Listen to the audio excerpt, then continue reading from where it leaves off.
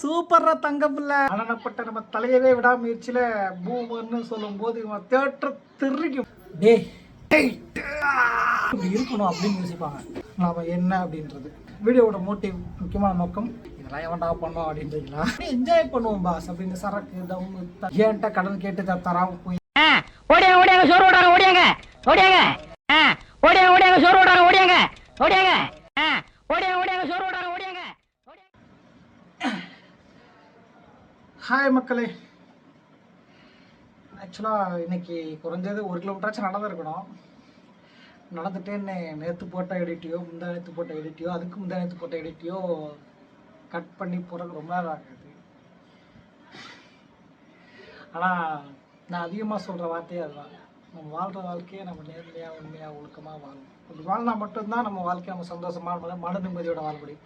அப்படி சொல்லும்போது பூமர்னு வாங்க அனப்பட்ட நம்ம தலையவே விடாமுயற்சியில் பூமர்னு சொல்லும்போது இவன் தேட்டர் திருக்கும் பார்த்துக்குங்க. இருக்குங்க ஒரு சர்ப்ரைஸ் சர்ப்ரைஸ் சர்ப்ரைஸ். எடுத்துட்டேன். அரசி சூப்பரா தங்க பிள்ளை, கன்கிராட்ஸ், வாழ்த்துக்கள். அழகா இருக்க அழகா இருக்க. First annual day. கையெடு பாப்பா, கையெடு கையெடு கையெடு.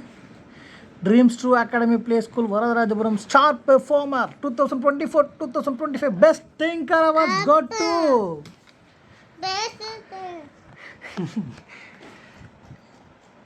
BRC BKG Creative Thinker Awards goes to BRC.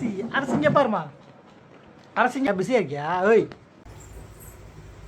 எப்போ 2 அப்பாவும் பார்த்துக்கோங்க. உங்கள் பேத்தி வாங்கிட்டு வந்திருக்கா. அப்பாவுக்கு அப்பா தாத்தாக்கு தாத்தா பார்த்துக்கோங்க. எல்லா கடவுள்களும் பார்த்துக்கோங்க. இதே மாதிரி இன்னும் பல பதக்கங்களை வெற்றி பதக்கங்களை ஜெயிச்சு வரணும் அப்படின்னு உங்கள் வாழ்த்துக்களை தெரிவிங்க. செம்மல. ஆக்சுவலாக நான் என்னோடய ஃபஸ்ட் ஸ்டாண்டர்டில் father of our nation Mahatma Gandhi அப்படின்னு பேசினேன். என்னோடய ஃபஸ்ட் ஸ்டேஜ் அதுதான். இங்கே துர்கா ஸ்கூல் மெட்ரிகுலேஷன் இப்போயும் இருக்குது. ஆக்சுவலாக நான்லாம் இங்கிலீஷ் மீடியத்தில் படிக்கிறதுக்கு முக்கிய காரணமே அந்த ஸ்கூல், அந்த ஹெச்எம் நாகலட்சுமி மேம் சார் தான். மறக்க முடியாது. ஃபஸ்ட் ஸ்டாண்டர்டு 1500 ஃபீஸ் நினைக்கிறேன். அது எப்படியே தள்ளாடி அது இதுன்னு கட்டி அப்புறம் 2வது கட்ட முடியாத ஃபீஸு 2500 ரூபாய் எவ்வளவோ. முடியாதுங்க, நம்ம மாநகராட்சி ஸ்கூலில் சேர்த்தர போகிறோம் அப்படின்னு சொல்லி டிசி கேட்க போயாச்சு. அதுக்கு முன்னாடி போய் விசாரிச்சுட்டு வந்தால் நீ டிசி வாங்கிட்டு வாங்க சேர்த்துக்கலான்ட்டாங்க. எப்படி சொல்கிறது தெரில. நீங்கள் உங்கள் பையனுக்கு வருஷத்துக்கு 500 ரூபா, எனக்கு என் தம்பி தான், வருஷத்துக்கு 500 ரூபா மட்டும் கட்டுங்க. மாத ஃபீஸ் மற்றவங்க 150 ரூபா, நீங்கள் 100 ரூபா கட்டுங்க போதும். நோட் புக்கு யூனிஃபார்ம் நீங்கள் வெளியே வாங்கிக்கோங்க. 5ஆவது போகிறீங்க சொன்ன நம்ப மாட்டீங்க. நாங்கள் வெறுமனே மற்ற பசங்க எங்கள் ஃப்ரெண்ட்ஸோட பசங்க புக்கை வாங்கி அதில் நோட்டில் காப்பி பண்ணி அப்படி தான் படிப்போம். என்ன காரணம் அப்படின்னா ஃபஸ்ட் ஸ்டாண்டர்டில் எல்லாத்துலையும் நான் ஃபஸ்ட் ரேங்கு. ஸோ உங்கள் பையன் நல்லா படிக்கிற பையன், நாங்கள் அவனை விட மாட்டோம் அப்படின்னு எங்கள் 2 பேரையும் அங்கே படிக்க வச்சாங்க. மறக்கவே முடியாது. ஸோ இன்றைக்கி என் பொண்ணு ஒரு சிபிஎஸ்சி ஸ்கூலில் ட்ரீம்ஸ் ட்ரூ அகாடமி அப்படின்ற ஒரு ஸ்கூலில் பெஸ்ட் கிரியேட்டிவ் திங்கர் அவார்டு அப்படின்னு வாங்கியிருக்கிறது ரொம்ப பெருமையான சந்தோஷமான தருணம். ஒரு அப்பாவாக பயங்கர சந்தோஷமாக இருக்குது. கிட்டத்தட்ட நானே அந்த எல்கேஜிக்கு போன மாதிரி இருக்குது. இதில் இன்னொரு முக்கியமான விஷயம் என்னென்னா, நம்ம ஸ்கூல் காலேஜஸில் யாரெல்லாம் இன்ட்ரெஸ்டடோ அவங்கள தான் கூப்பிடுவாங்க. பட் ஆனால் இங்கே நான் பார்த்த ஒரு வியந்த ஒரு விஷயம் என்னென்னா, 45 பிள்ளைங்க இருக்காங்க. 45 பிள்ளைங்களும் ஏதாச்சும் ஒன்று பார்ட்டிசிபேட் பண்ணணும். அவங்களுக்குன்னு ஒரு தனித்திறமை இருக்கும். அந்த தனித்திறமையை நாம் கொண்டு வர்றதுக்கு அவங்களுக்கு இப்போயே ஒரு விதை விதைக்கணும் அப்படின்னு அவங்க பண்ண விதம் தான் உண்மையிலேயே பாராட்டக்கூடியது. ஏன்னா இல்லை இந்த பையன் இன்ட்ரெஸ்ட் இல்லாமல் இருக்கான் அவெல்லாம் வேணாம் அப்படின்னு தட்டி விடாமல் ஒவ்வொரு பசங்களும் டான்ஸ் ஆட, பாட்டு பாட, சிலம்பம் எல்லாமே பயங்கரமாக. நீங்கள் நல்லா யோசிச்சு பாருங்கள், 3 வயசு 4 வயசில் அவங்களுக்குள்ள இவ்வளோ திறமைகள் இருக்குது. அதை ஒரு ஆசிரியராக அதை கரெக்டாக கொண்டு போகிறாங்க அப்படின்றப்ப ரொம்பவே பாராட்ட வேண்டிய ஒரு விஷயம். என்னோட அதிகபட்சமான எனக்கு நிறைய பேர் கேட்குற கேள்விகள் ஒன்று, என்னோட அதிகபட்சமான ஆசை, அதாவது என்னைக்கு வீடு வாங்க போகிறேன், என்னைக்கு கார் வாங்க போகிறேன், என்னைக்கு பைக் வாங்க போகிறேன், என்னைக்கு செட்டில் ஆக போகிறேன், இப்படி 1008 கேள்விகள் கேட்டாலும் என்னோட வாழ்நாள் ஆசைனா அரசியை அவளுக்கு பிடிச்ச மாதிரி நல்லா படிக்க வைக்கணும். அவ்வளோதான். அதுவும் கடன் இல்லாமல் படிக்க வைக்கிறோம்.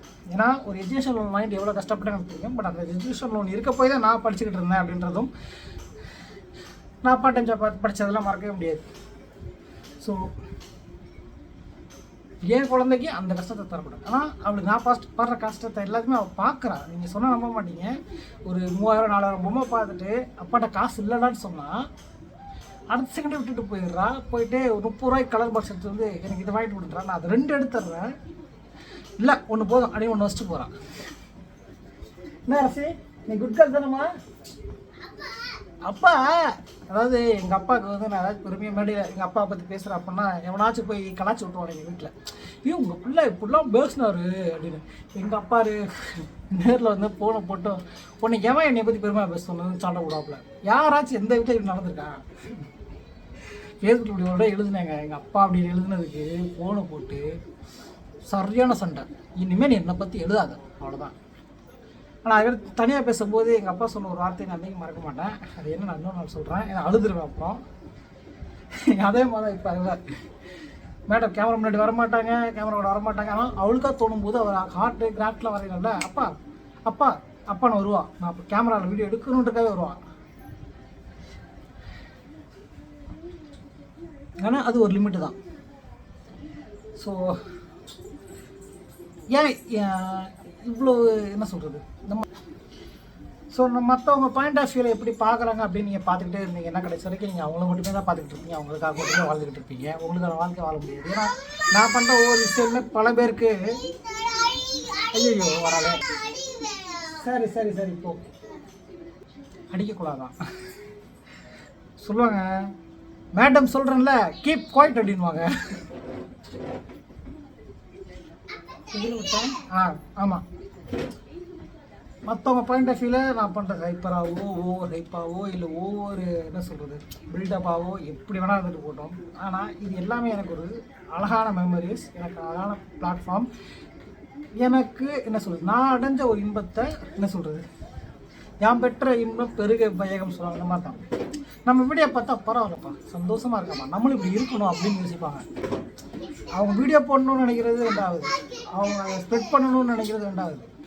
ஆனால் அவங்க மனசுக்குள்ளே ஒரு தாழ்வு மனப்பான்மை இல்லைங்களா, அந்த தாழ்வு மனப்பான்மையை உடச்சி நம்ம எவன் வச்சு என்ன நம்மகிட்ட இருக்க வச்சு அவன் சந்தோஷமாக இருந்தால் போதும் அப்படின்னு ஒரு வாழ்க்கையை வாழணும்னு நினைப்பாங்கல்ல.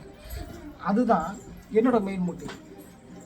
ஏன்னா எனக்கு யாராக இருந்தாலும் ஏன்னா நான் அப்படி இருந்து வளர்ந்த பையன் தான். இன்றைக்கி பார்க்குறவங்க எல்லாருக்குமே நான் ஒரு பணக்கார பையன் மாதிரி தெரிஞ்சாலும் ஏன்னா இவன்ட்டு தான் 1 லட்ச ரூபாய் ஃபோன் வச்சுருக்கானா பெரிய ஆளாக இருப்பான்ப்பா. ஏன்னா யூடியூப்பில் லட்சம் சம்பாதிப்பான். அதான் இப்போ வச்சிருக்கா நம்மகிட்ட கேட்டால் ஒரு சிங்கிள் டீ காசு இல்லைன்னு பழம்புவான் அப்படின்வாங்க. எஸ் அது கூட சொன்னவங்களும் இருக்காங்க, பின்னாடி சொன்னவங்களும் இருக்காங்க. பட் நம்ம அதெல்லாம் மைண்ட் பண்ணவே கூடாது. நமக்கு தெரியும் நாம் என்ன அப்படின்றது. ஸோ நாம் எங்கே போகணுமோ அங்கே போய்கிட்டே இருக்கணும். ஏன்னா எனக்கு ஒரு பெரிய பேராசை என்னென்னா 100 ரூபா போட்டு உடனே ஒரு 1000 ரூபா எடுத்தால் தான் நம்மளால் சீக்கிரமாக செட்டில் ஆக முடியும், சீக்கிரமாக சம்பாதிக்க முடியும் அப்படின்னு ப்ரெஷர் போடுறோம். நீங்கள் நல்லா யோசிச்சு பாருங்கள். இந்த இயற்கையை பொறுத்த வரைக்கும் ஒரு விதை விதைச்சி எத்தனை நாள் ஆகுமோ அத்தனை நாள் கண்டிப்பாக ஆகணும். நீங்கள் டாக்டர்கிட்ட போனீங்கன்னா கூட உங்கள் ப்ரெஷர் செக் பண்ணுவார், சுகர் செக் பண்ணுவார். ஏன்னா உடம்புல அந்தளவு இருக்கணும் அப்படின்னு செக் பண்ணுவார். ஆனால் இன்றைக்கி அதே வியாபாரமும் செக் பண்ணி நீங்கள் கட்டுமையாக அட்வீட் ஆகணும் அப்படின்ற கூட்டமும் இருக்காங்க, ஸ்கேம் பண்ணுற கூட்டமும். ஸோ இதில் நீங்கள் பகுத்தறிதல் பிரித்து பார்க்கணும், உங்களுக்கு எது செட் ஆகணும். ஏன்னா முதல்ல உங்கள் உடம்பு உங்களுக்கானது, உங்களுக்கு தெரியும், உங்கள் மனசுக்கு தெரியும்.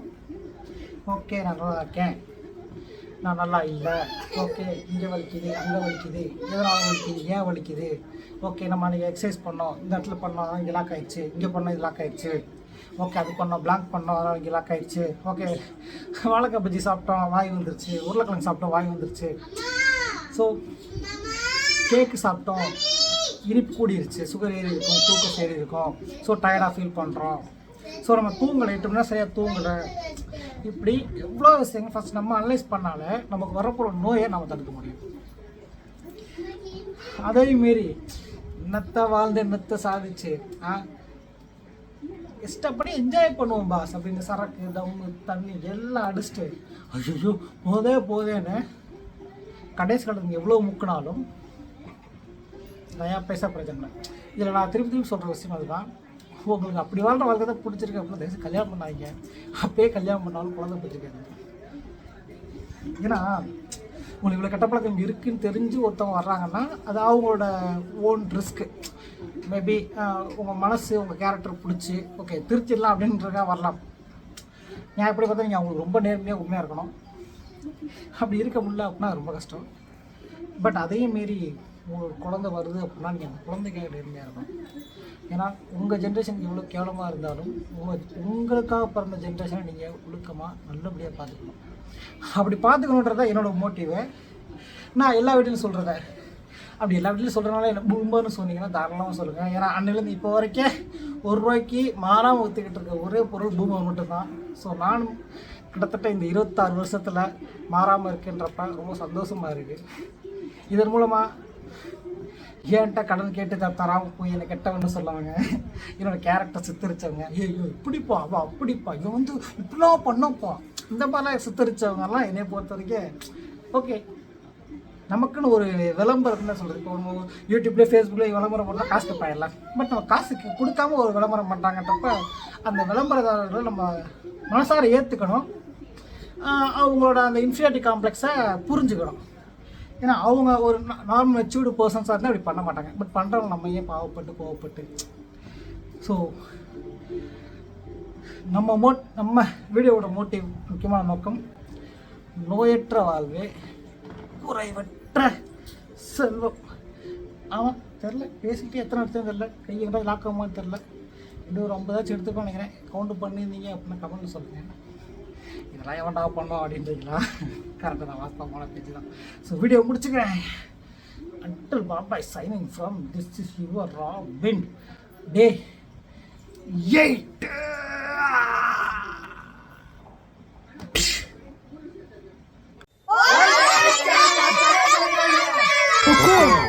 टाइगर का हुक्म।